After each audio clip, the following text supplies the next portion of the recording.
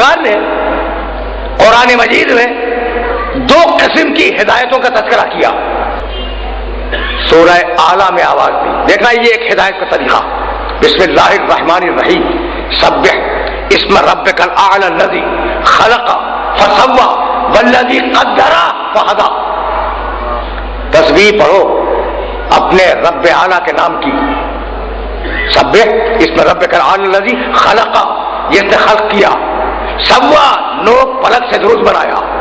قدر، تمہارے پیمانے معین کیے. فہدی، اور پوری کائنات کی ہدایت کی.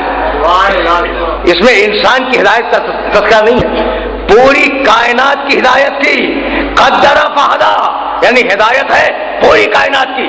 اور اسی بات کو دوسرے مقام پر دوسرے طریقے سے کہا جب موسیٰ علیہ السلام ہارون کے ساتھ فرعون کے دربار میں گئے اور وہاں جانے کے بعد پیغام الوہیت کو پہنچایا تو کہنے لگا فرعون ومن ربکما یا موسیٰ، موسیٰ یہ تمہارا رب کون ہے؟ ارشاد فرمایا ربنا الذی اعطى كل شيء خلقه ثم هدى. میرا رب وہ ہے جس نے ہر شے کو خلق کیا اور ہر شے کی ہدایت کی. یعنی فقط تمہاری نہیں، ہر شے کی ہدایت کی. مجھے بتلاؤ کہ مچھلی کا بچہ پیدا ہونے کے بعد کس سوئمنگ پول میں تیرنا سیکھتا ہے؟ اس کے مزاج میں ہدایت ڈال دی. بھائی انڈے سے نکلنے والے بچے فوری طور پر نکلنے کے بعد اپنے رزق کی طرف میں آگے بڑھ جاتے ہیں. یہ ہدایت کس نے کی؟ دیکھ رہے ہو نا. تو ایک وہ ہدایت ہے، ایک وہ ہدایت ہے جو پوری کائنات کی ہے. جانور کو بھی ہدایت ہو رہی ہے. وہ اوہا کل سمائی نم رہا، آسمانوں کی بھی ہدایت ہے، زمین کی بھی ہدایت ہے، سورج چاند کی بھی ہدایت ہے. اس ہدایت میں پوری کائنات شریک ہے. اور اب دوسری ہدایت کہنے لگا واللہ اخرجکم من بطون امہاتکم لا تعلمون شیئا. اللہ نے تمہیں تمہاری ماؤں کے پیٹ سے اس کیفیت میں باہر نکالا کہ لا تعلمون شیئا، تمہیں تمہارے پاس ذرہ برابر علم نہیں تھا، تمہارے پاس علم نہیں تھا. اب اللہ نے کیا کیا؟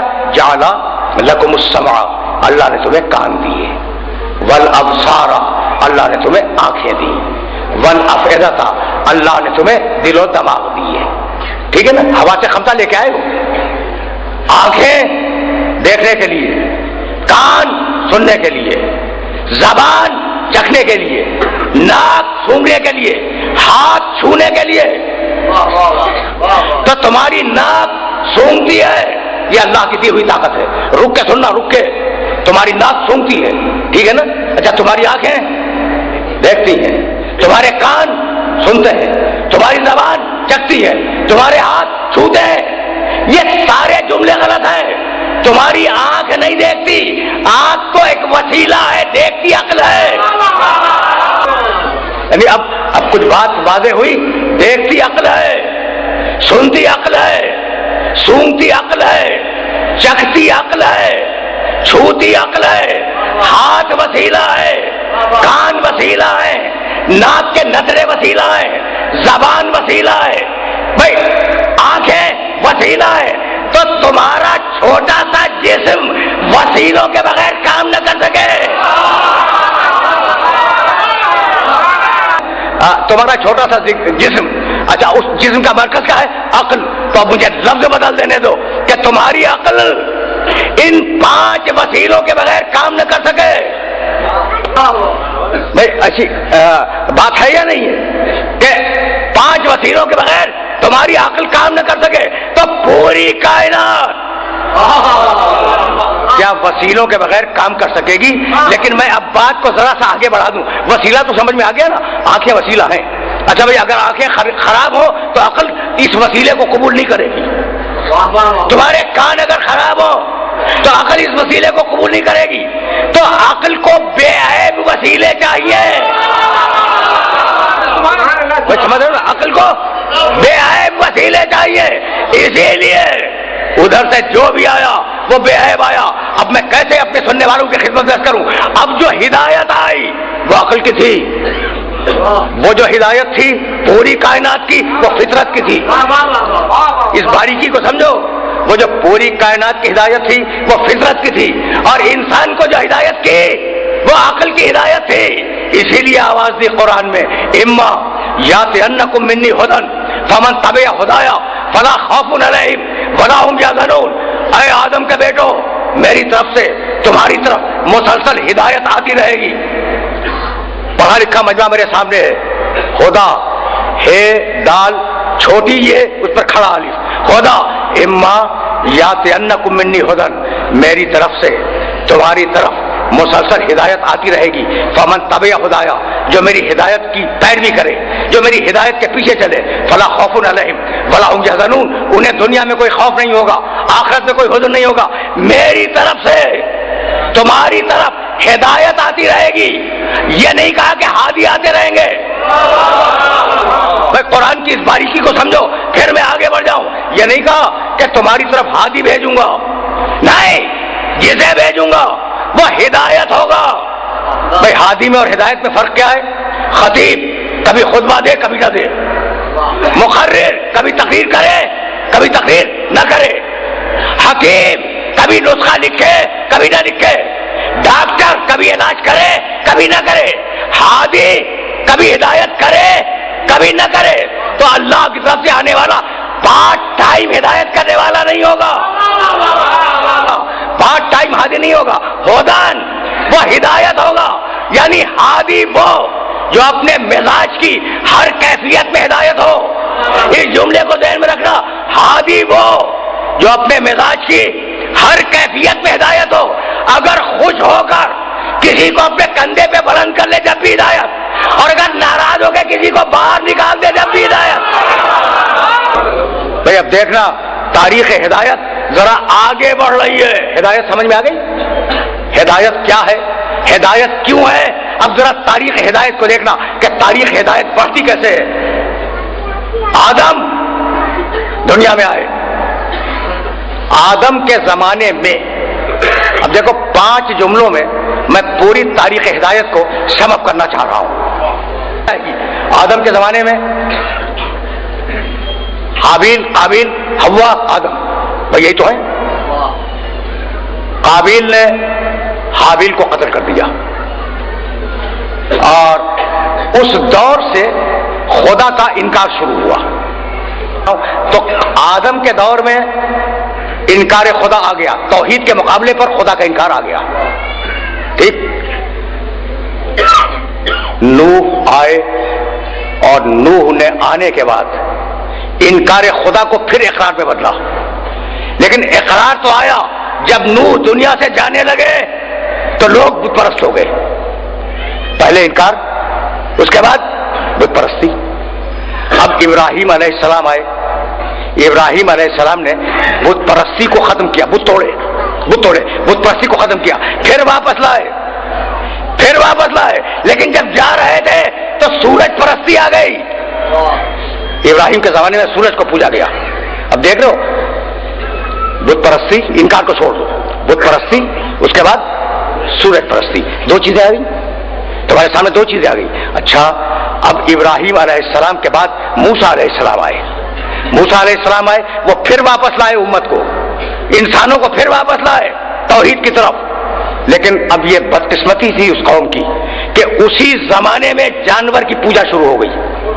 کیا گوشالہ نہیں پوجا گیا؟ گوشالہ بنا کر، گائے کا بچڑا بنا کر کیا پوجا نہیں گیا؟ تو گائے کا بچڑا پوجا گیا. ٹھیک، موسیٰ علیہ السلام کے زمانے میں جانور پرستی، بت پرستی، سورج پرستی، جانور پرستی. عیسیٰ علیہ السلام آئے، عیسیٰ علیہ السلام نے جانور سے چھٹکارا دلایا انسانیت کو. لیکن جب جا رہے تھے تو انہی کو خدا کا بیٹا مان لیا گیا، یعنی اب انسان پرستی آ گئی. دیکھو پوری تاریخ انسانیت کی ہدایت کا فلسفہ جو ہے وہ تمہیں میں نے مختصر ترین جملوں میں سمجھایا. پہلے بت پرستی آئی، پھر سورج پرستی آئی، پھر بولو جانور پرستی آئی، پھر انسان پرستی آئی، اور اب آئے محمد رسول اللہ. انہوں نے ایک مرتبہ آواز دی، لا الہ، نہ سورج خدا ہے، نہ بت خدا ہے، نہ انسان خدا ہے، نہ جانور خدا ہے. اگر ایک ایک کی نفی کرتے رہتے تو کتنا وقت صرف ہوتا. لا الہ फिर सुने, बुत परस्ती आई, बुत परस्ती के बाद इब्राहिम अलैहिस्सलाम आए, सूरज परस्ती आई, सूरज परस्ती के बाद जानवर परस्ती आई, जानवर परस्ती के बाद इंसान परस्ती आई। अब सबकी नफी करनी थी, मेरे नबी का काम बढ़ गया। सूरज का भी इनकार करना है, जानवर का भी इनकार करना है, इंसान के खुदा होने का भी इनकार करना है, बूतों के खुदा होने का भी इनकार करना है। क्या कहा? ला इलाहा, कोई खुदा नहीं है, इल्लल्लाह, सिवाय अल्लाह के। ये मोहम्मद का काम था कि एक जुमले में सारे खुदाओं की नफी कर दी, और वो अली का काम था कि अजदर चीरा के जानवर खुदा नहीं है। भाई देखना, खुदा की कसम, खुदा की कसम, चार ही तो मसाइल हैं, जानवर परस्ती, बुत परस्ती, सूरज परस्ती, इंसान परस्ती। अजदर चीरा के जानवर खुदा नहीं है, सूरज पलटाया के सूरज खुदा नहीं है, बुत तोड़े के बुत खुदा नहीं है, और खुद सजदा किया के इंसान खुदा नहीं है।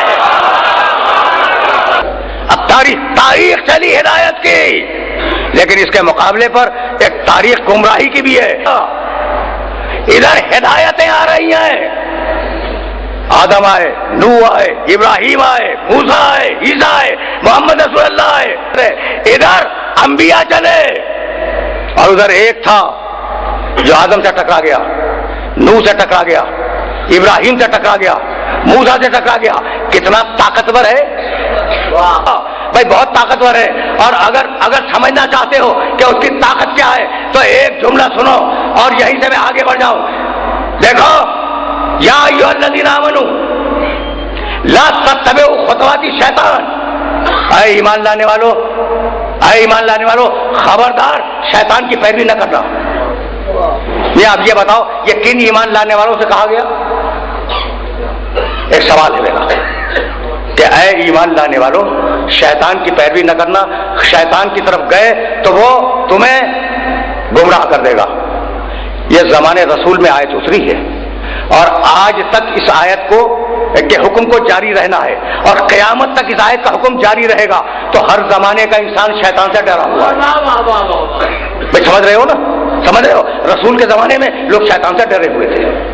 अच्छा, रसूल के बाद शैतान से डरे रहे, 14 सदियां गुजर गई, शैतान से घबरा रहे हैं कि कहीं आगे गुमराह न कर दे। और अजीब कमाल है, अजीब कमाल है, अगर इस कमाल की तरफ मुतवज्जे हो गए तो मैं तुम्हें आगे यहीं से ले जाऊंगा।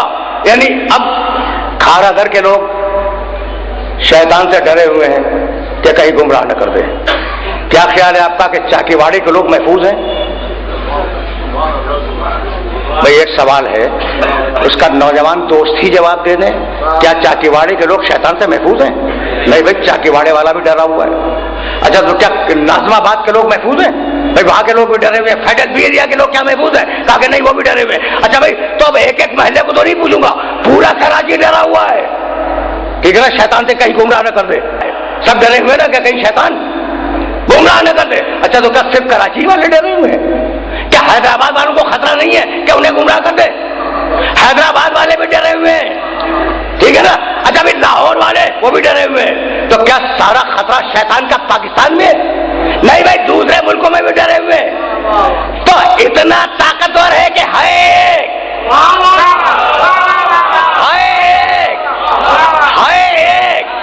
मगर हर इंसान डरा हुआ है कि कहीं गुमराह न कर दे। अब मैं मुसलमानों से पूछूं कि तुम घबराए हुए हो कि कहीं शैतान गुमराह न कर दे, कितना करीब है तुमसे?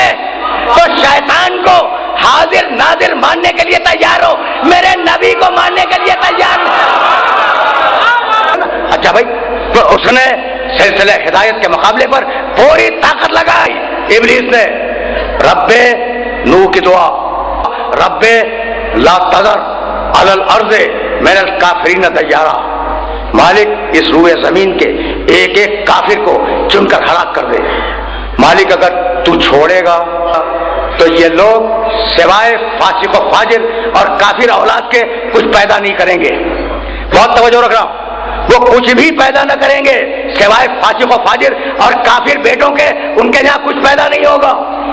मालिक मालिक फलम यज़िदहुम इन्नी दअवतु कौमी लैलन व नहारा, मैंने अपनी कौम को दिन में भी पुकारा, रात में भी पुकारा, फलम यज़िदहुम दुआई इल्ला फरारा, लेकिन मालिक मैं पुकारता रहा वो भागते रहे, इन्हें हलाक कर दे।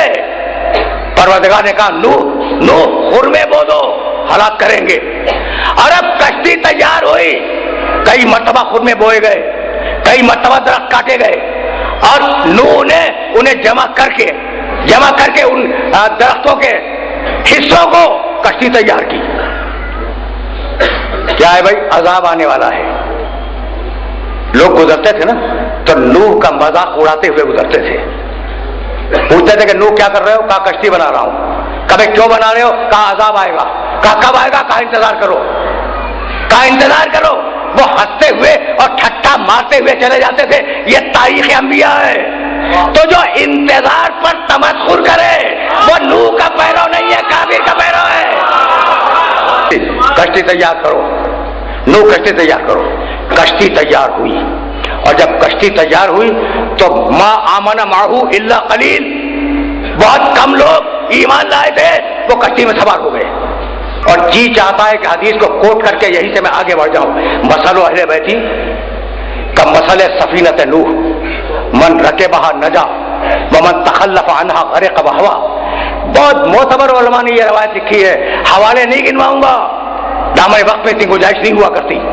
बड़े मोतबर उलमा ने की है। मेरे अहले बैत की मिसाल नूह के सफीने की मिसाल है, नूह की कश्ती की मिसाल है। जो सवार हो जाए उतना नजात पाई, जो मुंह को फेरे वो हलाक हुआ। यहां तक आ गए, क्या मुकम्मल तशबीह है। उधर नजात के लिए न तन्हा नूह का भी, न तन्हा कश्ती का भी, यहां नजात के लिए न तन्हा कुरान का भी, न तन्हा मोहम्मद का भी। अगर नूह की कश्ती समझ में आ गई तो आले मोहम्मद समझ में आ जाएंगे। भाई देखो, अब जब नूह की कश्ती चली है तो सारा खैर कश्ती के अंदर है, सारा शर कश्ती के बाहर है, सारा दीन कश्ती के अंदर है, सारी बेदीनी कश्ती के बाहर है, सारा हक कश्ती के अंदर है, सारा बातिल कश्ती के बाहर है। भाई अब मैं कैसे अपने सुनने वालों को समझाऊं। भाई एक जुमला कहना चाह रहा हूं कि भाई नूह अलैहिस्सलाम ऐसा नहीं है कि कश्ती के बाहर से रस्सा बांध के खींच रहे हो। क्या नूह बाहर खड़े हुए थे? क्या नूह बाहर खड़े हुए थे और रस्सा बांध के कश्ती को बाहर से खेल रहे थे? नहीं, नूह भी कश्ती के अंदर। तो नजात के लिए न तन्हा कश्ती का भी, न तन्हा नूह का भी। इस्लाम में नजात के लिए न तन्हा कुरान का भी, न तन्हा इतरत का भी। और अब अगर जुमले को बर्दाश्त कर सको तो जुमले को बर्दाश्त करना कि जब कश्ती से मुंह फेर कर सुलभी बेटा न बच सका तो रिश्ता जोड़ने वाले कैसे बच जाएंगे।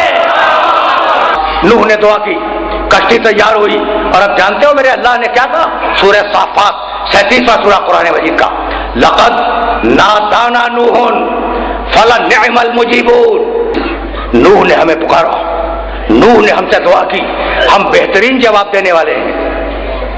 सुन रहे हो, अल्लाह बोल रहा है, नूह ने हमें पुकारा, हम बेहतरीन जवाब देने वाले हैं।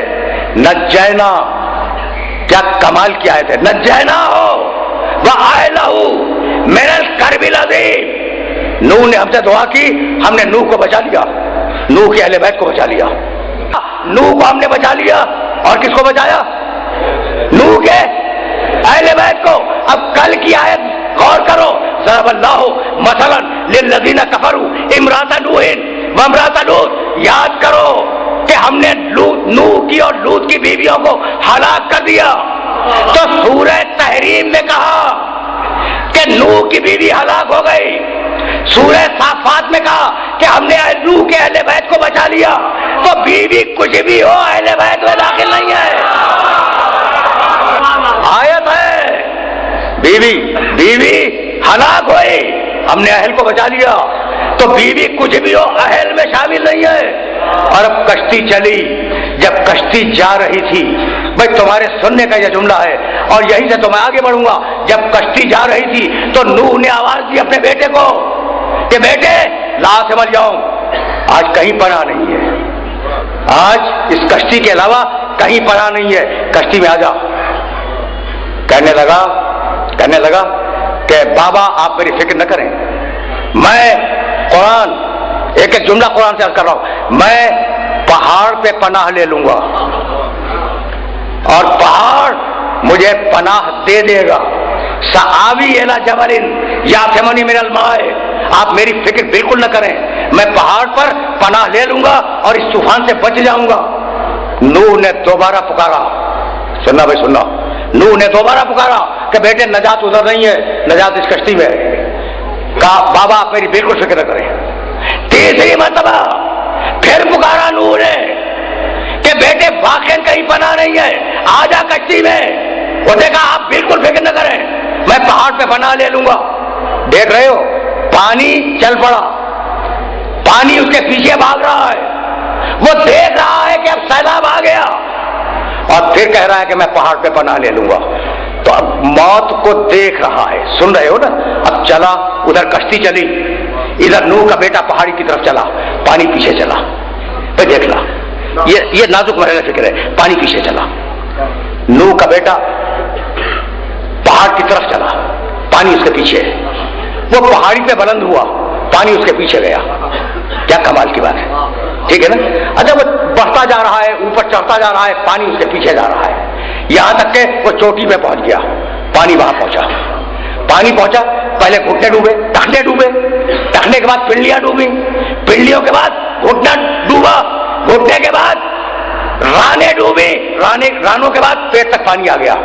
اور اب نوح نے آخری آواز دی. اب تو موت سامنے نظر آ رہی ہے، اب تو موت سامنے نظر آ رہی. نوح نے آخری آواز دی کہ بیٹے تجھے پناہ نہیں ملے گی، اب بھی وقت ہے، آ جا. کہا نہیں مجھے پہاڑ بچا لے گا. یعنی موت کو دیکھ کے کہہ رہا ہے کہ مجھے پہاڑ بچا لے گا. تو جو جان بوجھ کر ہلاک ہونا چاہے اسے نہ نوح بچا سکتے ہیں نہ آپ بچا سکتے ہیں. آخری مرتبہ کہا کہ مجھے پہاڑ بچا لے گا. کشتی چلی گئی، نوح کشتی کو لے گئے، کشتی چلی گئی. اب پانی سینے تک آیا، سینے سے گلے تک آیا اور سر سے گزر گیا. ٹھیک ہے نا بھائی، تاریخی واقعہ ہے، تم اس واقعے سے واقف ہو اور ظاہر ہے کہ میں نے جو بیان کیا ہے تو تمہارے معلومات عامہ میں یہ واقعہ پہلے سے ہوگا. بھائی میں نے کیوں بیان کیا؟ بھائی بیان اس لیے کیا کہ تمہیں عبرت ہو جائے کہ پہاڑ ڈوبا، نوح کا بیٹا ڈوبا. بھائی ایسا ہی ہوا نا، پہلے پہاڑ ڈوبا، اس کے بعد نوح کا بیٹا ڈوبا.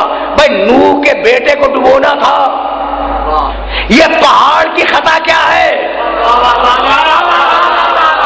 بھائی عذاب آنا تھا تو نوح کے بیٹے پہ آتا، یہ پہاڑ پہ عذاب کیوں آ گیا کہ پہلے پہاڑ ڈوبا پھر نوح کا بیٹا ڈوبا.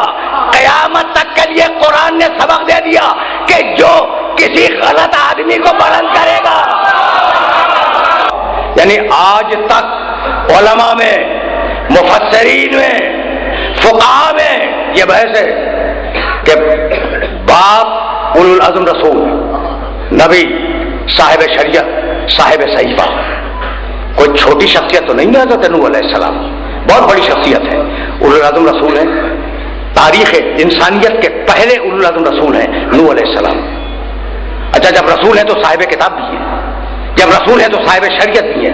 پہلا صاحب شریعت، پہلا صاحب کتاب، پہلا اولو العزم رسول اس کائنات کا، اور اس کا بیٹا گمراہ ہو گیا.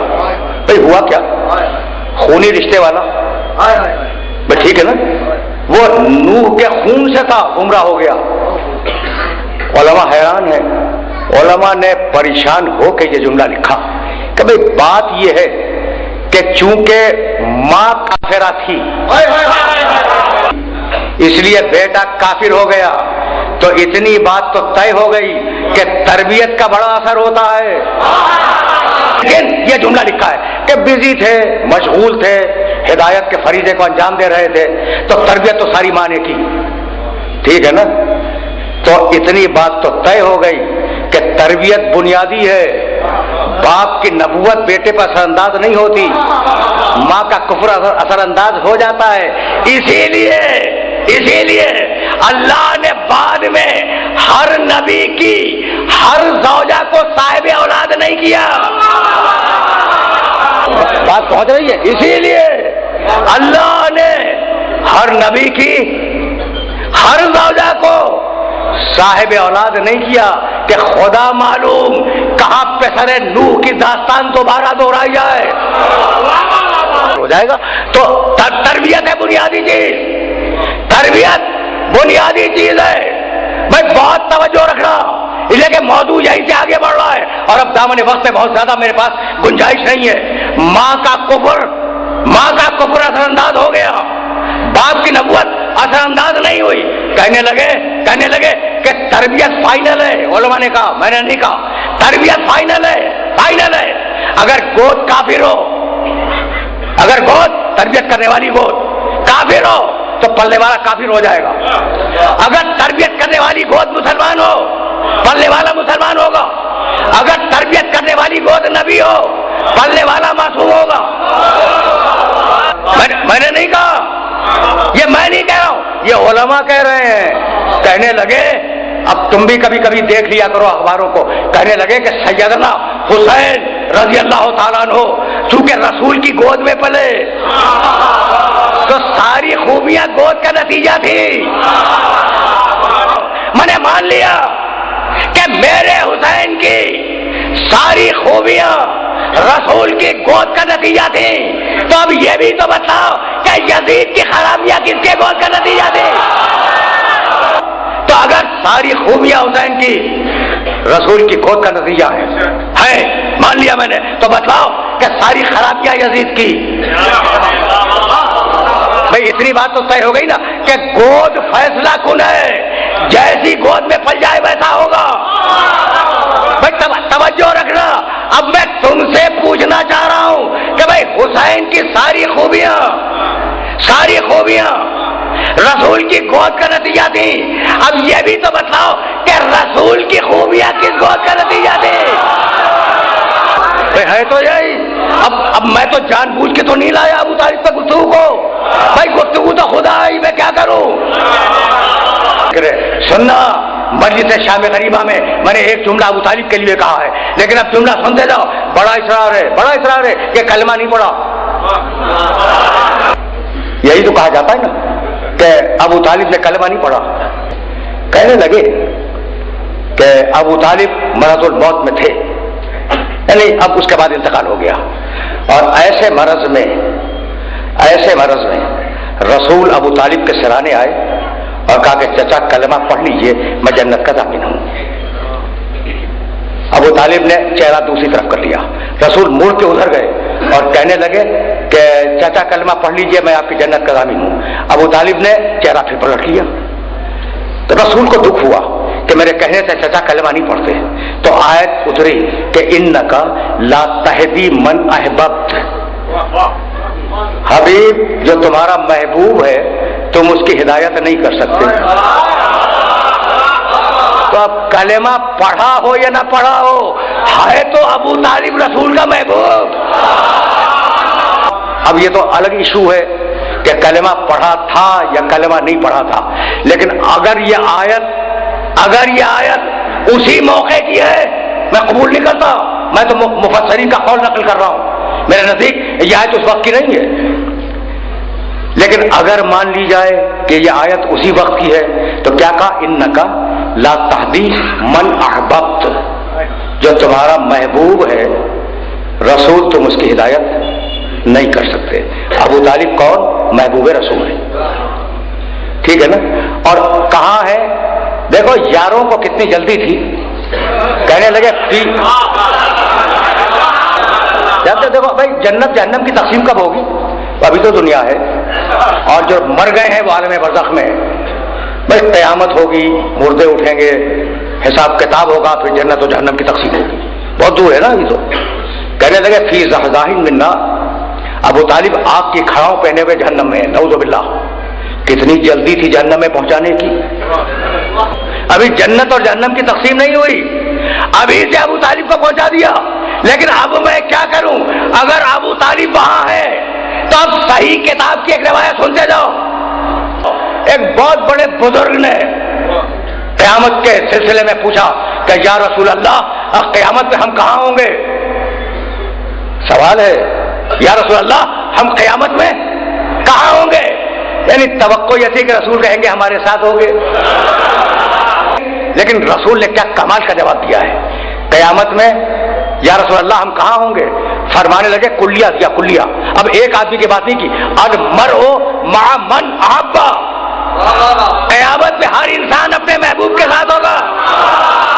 ابو طالب ہے محبوب رسول، اگر ابو طالب وہاں ہے تو رسول کہاں ہوگا؟ جاؤ تاریخ میں اگر یہ واقعہ نہ ملے تو میری بات کو نہ ماننا. ایک دن دیکھو کلمہ پڑھا نہیں پڑھا مجھے نہیں معلوم، اور میں اس ایشو پہ بات نہیں کرنا چاہتا. کبھی بات کروں گا کہ میرا ایشو کیا ہے، میرا ایجنڈا کیا ہے، کبھی پھر بات کروں گا، لیکن میں کلمے پہ بات نہیں کرنا چاہتا. یہ جملہ سنتے جاؤ. ایک دن ابو جہل نے حمزہ شکار کر کے آ رہے تھے، اور حمزہ کے دوست پہ کمان تھی. حضرت حمزہ کیا جلیل القدر شخصیت ہے اسلام کی، دوست پہ کمان تھی. چلے آ رہے تھے، خانہ کعبہ کے قریب سے گزر ہوا. ابو جہل نے دیکھا کہ حمزہ آ رہے ہیں. حمزہ کو ستانے کے لیے اور جلانے کے لیے اس نے رسول کو برا کہنا شروع کیا. عجیب واقعہ ہے. دیکھو حمزہ کو اذیت دینا چاہتا ہے رسول کو برا کہہ کے. جیسے ہی ابو جہل نے رسول کو برا کہا، حمزہ نے دوست سے کمان اتاری، ابو جہل کا سر پھاڑ دیا. بھائی حمزہ کا کردار تو یہی ہے، ابو جہل کا سر پھاڑ دیا. اور بہت شان کے ساتھ گھر میں داخل ہوئے. رسول بیٹھے ہوئے تھے. کہنے لگے بھتیجے جانتے ہو کہ آج میں نے کیا کیا؟ کہا فرمائیے آپ نے کیا کیا؟ نہیں بلکہ لفظ جو اصلی ہے وہ بتا دوں. حمزہ بتلاؤ، چچا ہے رسول نام لے کے کہہ رہے ہیں، حمزہ بتلاؤ تم نے کیا کیا؟ کہا بھتیجے میں نے یہ کیا کہ ابو جہل تمہاری شان میں گستاخی کر رہا تھا، میں نے کمان اتاری اس کا سر پھاڑ دیا، تمہاری محبت میں اس کا سر پھاڑ دیا. اب جانتے ہو رسول نے کیا کہا؟ حمزہ میں اس وقت تک آپ کی مدد کو قبول نہیں کروں گا اور آپ کو چچا نہیں کہوں گا جب تک آپ کلمہ نہ پڑھ دیں. کیا کہا حمزہ؟ جب تک تم کلمہ نہ پڑھ دو، جب تک تم کلمہ نہ پڑھ دو اس وقت تک نہ میں چچا کہوں گا نہ تمہاری مدد قبول کروں گا. یعنی چچا کہنے کی شرط یہ ہے کہ کلمہ پڑھیں، مدد قبول کرنے کی شرط یہ ہے کہ کلمہ پڑھیں. دوسرے ہی دن کسی نے میرے نبی پر اونٹ کی اوجڑی پھینک دی، نجس ہو گئے. آئے گھر میں اور ابو طالب سے مخاطب ہو کے کہنے لگے چچا فلاں نے میرے ساتھ ایسا کیا، کیا آپ میری مدد نہیں کریں گے؟ دیکھ رہے ہو چچا بھی کہا مدد بھی مانگی، تو اب تو کلمہ ثابت ہو گیا نا. تو بس بات کل اتنی ہے کہ اس نے کلمہ تو پڑھا تھا، ابو طالب نے کلمہ تو پڑھا تھا. اب شکایت کل اتنی ہے کہ آپ کو گواہ بنا کے نہیں پڑھا. کل اتنی شکایت ہے، کل اتنی شکایت ہے کہ میں کلمہ تو پڑھا ورنہ چچا نہ کہتے، مدد نہ مانگتے. بات کل اتنی ہے کہ آپ کو گواہ نہیں بنایا تھا، تو بھئی آپ کو گواہ بناتے تو کیسے؟ اس لیے کہ اسلام میں عادل کی گواہی قبول ہے، فاسق کی نہیں.